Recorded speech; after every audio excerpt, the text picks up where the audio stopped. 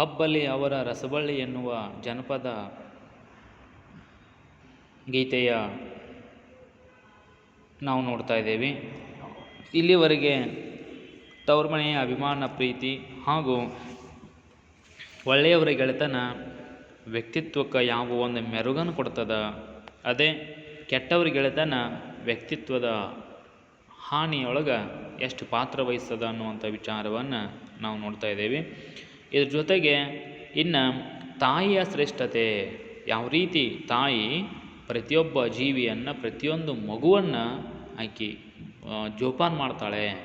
ಮಕ್ಕಳ ಲಾಲನೆ ಪಾಲನೆಯೊಳಗೆ ಮಕ್ಕಳೇ ಸರ್ವಸ್ವ ಆಗಿ 100 ದೇವರಿಗೆ ಹರಕೆ ಹೊತ್ತು ಮಕ್ಕಳನ್ನು ಪಡೆದು ಆ ಮಕ್ಕಳಲ್ಲಿಯೇ ತನ್ನ ಸರ್ವಸ್ವವನ್ನು ಕಾಣುವಂಥ ಒಬ್ಬ ತ್ಯಾಗಮಯಿ ಯಾರು? ತಾಯಿ ಅನ್ನುವಂಥ ವಿಚಾರವನ್ನು ನಾವು ನೋಡ್ತೇವೆ. ಇಂಥ ಒಬ್ಬ ಪವಿತ್ರ ಪಾತ್ರವಾದಂಥ ತಾಯಿಯ ಒಂದು ವ್ಯಕ್ತಿತ್ವಕ್ಕೆ ಜನಪದ ಸಾಹಿತ್ಯದೊಳಗೆ ಸಾಕಷ್ಟು ಈ ತಾಯಿಯ ಪಾತ್ರವನ್ನು ಬಣ್ಣನೆ ಮಾಡಲಾಗಿದೆ. ಅದಕ್ಕೆ ತಾಯಿದ್ರ ತವರು ಹೆಚ್ಚು ಅನ್ನುವಂಥ ಮಾತನ್ನು ಕೂಡ ಹೀಗೆ ಅನೇಕ ವಿಚಾರಗಳನ್ನು ನೋಡ್ತೇವೆ. ಈ ವಿಚಾರಕ್ಕೆ ಸಂಬಂಧಪಟ್ಟಂಥ ಇನ್ನು ಕೆಲವು ನುಡಿಗಳನ್ನು ನಾವಿಲ್ಲಿ ನೋಡ್ಬೇಕಾಗೈತಿ. ಅದಕ್ಕೆ ಹೆಣ್ಣು ಮಕ್ಕಳ ದುಃಖ ಹೆತ್ತವ್ವ ಬಲ್ಲಳು, ಹೆಣ್ಣು ಮಕ್ಕಳ ದುಃಖ ಹೆತ್ತವ್ವ ಬಲ್ಲಳು, ಹುತ್ತದ ಒಳಗಿರೋ ಸರ್ಪನ, ಹುತ್ತದ ಒಳಗಿರೋ ಸರ್ಪದ ಬೇಗೆಯ ನೆತ್ತಿ ಮೇಲಿರುವ ಶಿವಬಲ್ಲ ಅಂತೇಕ. ಅದಕ್ಕೆ ಹೆಣ್ಮಕ್ಕಳ ಒಂದು ಸಮಸ್ಯೆಗಳು, ಹೆಣ್ಮಕ್ಕಳ ವೈಯಕ್ತಿಕವಾದಂಥ ಒಂದು ಭಾವನೆಯೇ ಜೀವನ ಅಂತ ನಂಬ್ಕೊಂಡು ಬದುಕುವಂಥವರು ಹೆಣ್ಮಕ್ಕಳು. ಇವರ ಒಂದು ಆಶೆ ಆಕಾಂಕ್ಷೆಗಳು, ಇವ್ರ ಬಯಕೆಗಳು, ಇವರ ಒಂದು ವಿಚಾರಗಳು ಹೆಂಗಿರ್ತಾವೋ ಅನ್ನುವಂಥದ್ದನ್ನು ಸ್ವತಃ ಹೆಣ್ಣಾಗಿದ್ದುಕೊಂಡು ತಾಯಿ ಆಕಿ ತಿಳಿದಿರ್ತಾಳೆ. ಇದಕ್ಕೊಂದು ಉದಾಹರಣೆ ಕೊಟ್ಟು ಹೆಂಗಪ್ಪ ಅಂತಂದ್ರೆ, ಒಂದು ಹಾವ ಬಡ್ಯಾಕನ ಹೋಗ್ತಾ ಇದ್ದೇವೆ. ಈಗ ಹಾವ ಬಡ್ಯಾಕ ಅದು ಹುತ್ತದೊಳಗೆ ಹೋತು, ಹೌದಾ, ಒಂದು ಗೂಡಿನೊಳಗೆ ಹೋಗ್ತದ. ಅಲ್ಲಿ ಯಾವ ರೀತಿ ಹಾವಿಗೆ ಆ ಮಾನಸಿಕವಾಗಿ ಆಗತಕ್ಕಂಥ ಒಂದು ತೊಳಲಾಟಗಳು, ಹೌದಾ, ಹೊರಗೆ ಬಂದರೆ ಇಲ್ಲಿ ಬಡಿತಾನೆ, ಒಳಗಿದ್ರೆ ಇರ್ಲಕ್ಕಾಗೋದಿಲ್ಲ.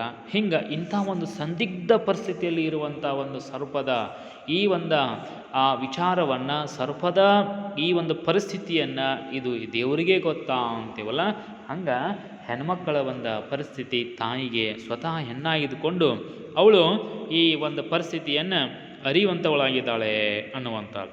ಇಂಥ ವ್ಯಕ್ತಿತ್ವದ, ಇಂಥ ವಿಚಾರವಂತ, ಇಂಥ ಒಳ್ಳೆಯ ಮನಸ್ಸಿನ, ಇಂಥ ಕರುಣಾಮೂರ್ತಿಯನ್ನು ನಾವು ಯಾವಾಗ ನೆನೆಯೋದು, ಅವನ್ನ ಯಾವಾಗ ನೆನೆಯೋದು ಅಂತಂತಂದರೆ, ತಾಯವನ್ನ ನೆನೆಯೋದು ಯಾಯಾಳಿ ಯಾ ಹೊತ್ತು. ನೋಡ್ರಿ, ತಾಯವನ್ನ ನೆನೆಯೋದು ಯಾಯಾಳಿ ಯಾ ಹೊತ್ತು, ಊರೆಲ್ಲ ಉಂಡು ಮಲಗಾಗ, ಬೆಳ್ಳಿ ಚುಕ್ಕಿ ಹೊಂಡಾಗ ಹಡೆದವನ ನೆನೆದೇನ. ಅಂದರೆ ನಮ್ಮ ತಾಯಿಯನ್ನು ನೆನೆಯದೇ ಇರುವ ಕ್ಷಣಗಳೇ ಇಲ್ಲ. ಅವನ್ನ ನೆನೆಯಕ್ಕೆ ಮತ್ತೊಂದು ಮುಂಜಾನೆ ನೆನೆಯೋಣ, ಮಧ್ಯಾಹ್ನ ನೆನೆಯೋಣ, ಸಂಜೆಗೆ ನೆನೆಯೋಣ ಅನ್ನುವಂಗಿಲ್ಲ. ಯಾಯಾಳಿ ಯಾವತ್ತು, ಹೌದಿಲ್ರಿ, ಬೇಕಾದಾಗ ನಿರಂತರವಾಗಿ ಉಸಿರಿರುವವರೆಗೆ ಪ್ರತಿ ಕ್ಷಣಕ್ಕೂ ಪ್ರತಿ ಉಸಿರಿಗೂ ನಾವೇನು ಉಸಿರಾಡಿಸ್ತವಲ್ಲ, ಪ್ರತಿ ಉಸಿರಿಗೂ ನಮ್ಮ ತಾಯಿಯನ್ನು ನಾವು ಸ್ಮರಣೆ ಮಾಡೋಣ ಅನ್ನುವಂಥದ್ದು. ಅದಕ್ಕೆ ಹೇಳ್ತಾಳೆ, ಯಾವಾಗ ನೆನೆಯೋದು, ಯಾವ ಹೊತ್ತು ಬೇಕು, ಇದಕ್ಕೆ ಯಾವ ಶುಭ ಮುಹೂರ್ತ ಬೇಕು. ತಾಯಿಯನ್ನು ನೆನೆಯುವುದೇ ಶುಭ ಮುಹೂರ್ತ.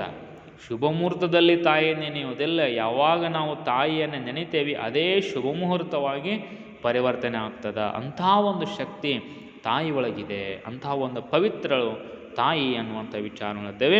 ಅದಕ್ಕೆ ಊರೆಲ್ಲ ಉಂಡು ಮಲಗುವಾಗ ಬೆಳ್ಳಿ ಚಿಕ್ಕಿ, ಮುಂಜಾನೆ ಬೆಳ್ಳಿ ಚಿಕ್ಕಿ ಹೊಂಡಾಗ ಅಂದ್ರೆ ಸೂರ್ಯ ಉದಯ ಆಗುವಾಗಿಂದ ರಾತ್ರಿ ನಾವು ಮಲಗೋ ಮಟ್ಟ, ಅಂದ್ರೆ ನಾವು ಎಲ್ಲ ಎಚ್ಚರಾವಸ್ಥೆಯೊಳಗೆ ತಾಯಿಯನ್ನು ನೆನ್ಕೊಂತ ಇರೋಣ ಅನ್ನುವಂಥದ್ದು, ಹೌದಾ. ಸರಿ, ತಾಯಿಯವನ್ನ ಇಂಥ ವ್ಯಕ್ತಿಯನ್ನು, ಇಂಥ ತಾಯಿಯನ್ನು ಅಣ್ಣತಮ್ಮಂದರು ಯಾವುದೋ ಕಾರಣಕ್ಕಾಗಿ ಬೈತಾ ಇರುವಾಗ ಆ ಅಣ್ಣತಮ್ಮಂದರಿಗೆ ವಿವೇಕವನ್ನು, ಬುದ್ಧಿಯನ್ನು, ತಿಳುವಳಿಕೆಯನ್ನು ಹೇಳುವ ಮಾರ್ಗದರ್ಶಿಕೆಯಾಗಿಯೂ ಇಲ್ಲಿ ಹೆಣ್ಮಗಳು ಬರ್ತದ ಅನ್ನುವಂಥ ಮಾತು ನೋಡ್ರಿ. ತಾಯವನ್ನ ಬೈಬ್ಯಾಡ ತಿಳಿಗೇಡಿ ನನ್ನ ತಮ್ಮ, ಭಾಳ ದಿನದಾಕಿ ಹಡೆದವನ ಬೈದಾರ ಭಾಳ ಮರುಗ್ಯಾಳ ಮನದಾಗ. ನೋಡ್ರಿ, ತಿಳಿಗೇಡಿ ನನ್ನ ತಮ್ಮನೇ, ಬುದಿಗೇಡಿಯೇ ತಿಳುವಳಿಕಿಲ್ಲ ನಿನಗೆ, ಅವ್ವನ ಬೈಯಾಕೆ ಹೋಗ್ಬಾರ್ದು ಸಿಟ್ನ್ಯಾಗ ಬಂದು.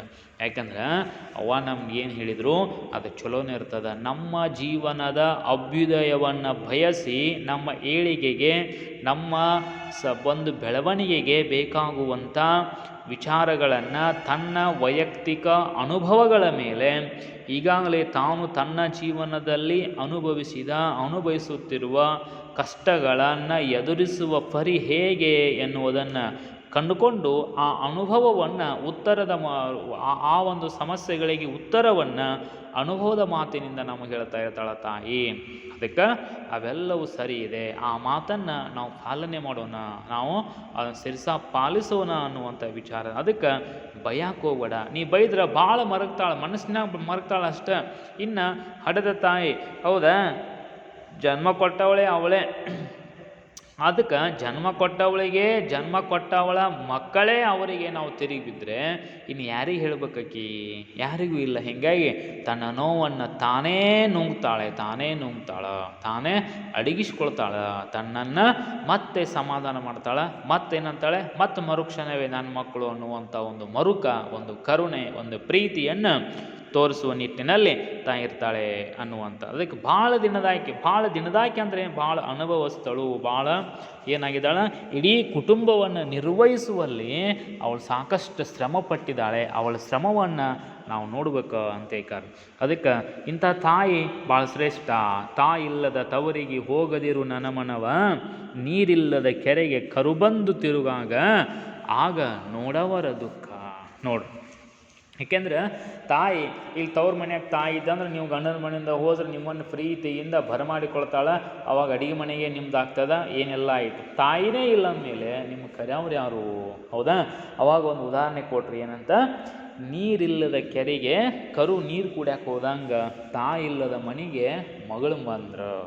ಅದಕ್ಕೆ ತಾಯಿಯ ಶ್ರೇಷ್ಠತೆಯನ್ನು ಅವಾಗ ಒಂದು ನೆನಪಾಗ್ತದೆ, ನಮ್ಮ ಅವ್ವ ಇದ್ದರೆ ಏನೆಲ್ಲ ಕೊಡ್ತೇಳು ಅನ್ನುವಂಥ ವಿಚಾರವನ್ನು ಇಲ್ಲಿ ತಾಯಿಯ ಒಂದು ಪ್ರೀತಿ ಕೊಡೋದಂದ್ರೆ ಏನಾದರೂ ವಸ್ತು ಕೊಟ್ರಷ್ಟ ತಾಯಿ ಶ್ರೇಷ್ಠ ಅಲ್ಲ. ಇಲ್ಲಿ ಪ್ರೀತಿಯ ದ್ಯೋತಕವಾಗಿ, ಪ್ರೀತಿಯ ಸಾಂಕೇತಿಕವಾಗಿ ಇಲ್ಲಿ ಕೊಡತಗೊಳ್ಳುವಿಕೆ ನಡೀತದ. ಹೌದಾ? ಉಂಗುರ ಉಡದಾರ ಮುರಿದಾರ ಮಾಡಿಸಬಹುದು, ಮಡದಿ ಸತ್ತರ ತರಬಹುದು, ಹಡೆದಂಥ ತಂದೆ ತಾಯಿಯನ್ನೆಲ್ಲಿ ಸಿಕ್ಕಾರ. ನೋಡಿ, ತಂದೆ ತಾಯಿಯ ಇವರು ಪ್ರತ್ಯಕ್ಷವಾಗಿ ನಮಗೆ ಕಾಣುವ ದೇವರುಗಳು. ಯಾರ್ಯಾರು? ತಂದೆ ಮತ್ತು ತಾಯಿ. ಪ್ರತ್ಯಕ್ಷವಾಗಿ ನಾವು ಇವತ್ತು ಕಾಣುವ ದೇವತೆಗಳು. ಈ ದೇವತೆಗಳನ್ನು ಒಳ್ಳೆಯ ರೀತಿಯಿಂದ, ಇವ್ರ ಜೊತೆಗೆ ಒಳ್ಳೆಯ ವರ್ತನೆಯಿಂದ ಇವರಿಗೆ ಗೌರವವನ್ನು ತರುವಂಥ ಮಕ್ಕಳಾಗಿ ನಾವು ಬದುಕಬೇಕು, ಬೆಳಿಬೇಕು ಅನ್ನುವಂಥ ಮಾತು. ಅದಕ್ಕೆ ಉಂಗುರ ಉಡ್ದಾರ ಅಂದ್ರೆ ಬಂಗಾರ ಐಶ್ವರ್ಯಗಳನ್ನು ನಾವು ತರ್ಬೋದು. ಚಂದನ ಹೆಂಡತಿ ಸತ್ರ ಮತ್ತೊಬ್ಬಕಿನ ಆಗ್ಬೋದು, ಆದರೆ ಅಪ್ಪ ಅವನ್ನ ಎಲ್ಲೂ ಹುಡುಕಾಡ್ಕೊಂಡು ಬರೋಕ್ಕಾಗೋದಿಲ್ಲ. ಹೌದಾ? ಈ ರೀತಿ ಶ್ರೇಷ್ಠವಾಗಿರುವಂಥ ತಂದೆ ತಾಯಿಯರನ್ನು ನಾವು ಜೋಪಾನ ಮಾಡ್ಕೊಳ್ಳೋಣ, ನೋಡೋಣ ಅನ್ನುವಂಥದ್ದು. ಇನ್ನು ಕೊನೆಯದಾಗಿ, ಹಾಲುಂಡ ತವರಿಗೆ ಏನೆಂದು ಹರಸಲಿ, ಹಾಲುಂಡ ತವರಿಗೆ ಏನೆಂದು ಹರಸಲಿ, ಹಳೆದಂಡೆಲಿರುವ ಕರಕೀಯ ಕುಡಿಯಂಗ ಹಬ್ಬಲಿ ಅವರ ಸಬಳಿ. ನೋಡ್ರಿ, ನಾನು ಈ ಒಂದು ಸ್ಥಾನಕ್ಕೆ ಬರಬೇಕಾದ್ರೆ ಕಾರಣ ನನ್ನ ತವ್ರ ಮನೆ. ಇಂಥ ಋಣ ಐತೆ, ಏನು ಹರಕೆ ಕೊಡೋದು? ತವ್ರ ಮನೆಗೆ ಏನು ಕೊಡಲಿ? ಏನು ಕೊಟ್ಟರು ಕಡಿಮೆ. ಯಾಕಂದ್ರೆ ನನಗೆ ಜನ್ಮ ಕೊಟ್ಟು ನನ್ನನ್ನು ಬೆಳೆಸಿ ನನಗೆ ಹಾಲು ಉಣಿಸಿ, ಹೌದಾ, ನನ್ನನ್ನು ಸುಖವಾಗಿ ಬೆಳೆಸಿ ಇಷ್ಟು ದೊಡ್ಡವಳನ್ನಾಗಿ ಮಾಡಿದ್ದಾಳೆ. ಇಂಥ ಒಂದು ಕೆಲಸಕ್ಕೆ ನಾ ಏನು ಕೊಡಬಲ್ಲೆ? ಹೌದಾ? ಅದಕ್ಕೆ ಏನು ಕೊಡೋಕೆ ಹೋದ್ರೆ, ಏನು ಕೊಟ್ಟರು ಕೂಡ ನಾ ಏನು ಒಂದು 10 ತೊಲೆ ಬಂಗಾರ, ಒಂದು ವಜ್ರ ಕೊಟ್ಟರು ಕೂಡ, ಇಡೀ ಸಂಪತ್ತು, ಇಡೀ ನನ್ನ ಆಯುಷ್ಯವನ್ನೇ ನನ್ನ ಮನೆಗೆ ಅರ್ಪಿಸಿದ್ರು ಕೂಡ, ತ್ಯಾಗ ಮಾಡಿದರೂ ಕೂಡ ಅದು ಕಡಿಮೆನೇ ಆಗ್ತದ. ಹೌದಾ? ತಾಯಿ ಪ್ರೀತಿ, ತವರು ಮನೆಯ ನನ್ನ ಪೋಷಣೆ, ತವರು ಮನೆಯ ಆರೈಕೆ. ಅದಕ್ಕೆ ಏನಿಲ್ಲ, ನನ್ನ ತವರು ಮನೆ ಸೂರ್ಯ ಚಂದ್ರ ಇರುವವರೆಗೂ ಆ ನನ್ನ ವಂಶದ ಬಳ್ಳಿ ಹಬ್ಬಲಿ ಅನ್ನುವಂಥ ಹರಕೆಯನ್ನು, ಒಂದು ಆಶೆಯನ್ನು ವ್ಯಕ್ತಪಡಿಸಿ ಇಲ್ಲಿ ಜಾನಪದಗಾರ್ತಿ ತನ್ನದೇ ಆದಂಥ ವಿಚಾರವನ್ನು ವ್ಯಕ್ತಪಡಿಸಿದ್ದಾಳೆ.